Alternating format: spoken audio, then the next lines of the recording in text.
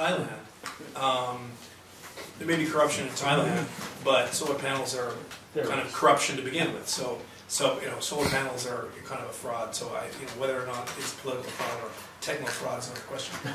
I think the issue, the subject of kind of chicken in the pot, food on the plate.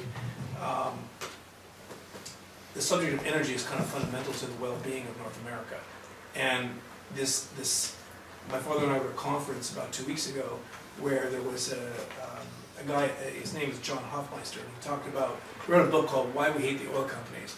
It was about basically kind of energy policy in the United States, and his conclusion was that, related to the price of gasoline again, and energy generally, which is kind of underpins our well-being really across the country, is that the short election cycles, he refers to something called energy time and political time.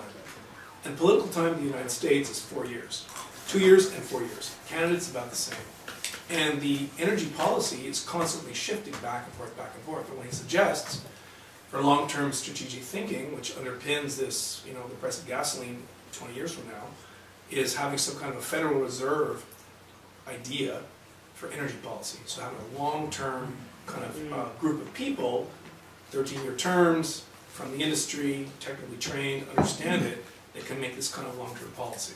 Fantastic. Douglas, you've got great genes.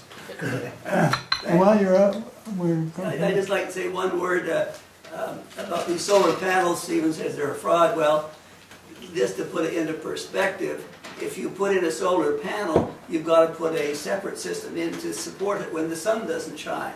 And if you haven't got enough electricity already, you're not going to get any more by putting in solar panels. The thing that increases the capacity is not the solar panel, but the support system you put in to support it. That's what increases the capacity. And they don't have that, and the Australians are not selling that to them. So. You've written that up.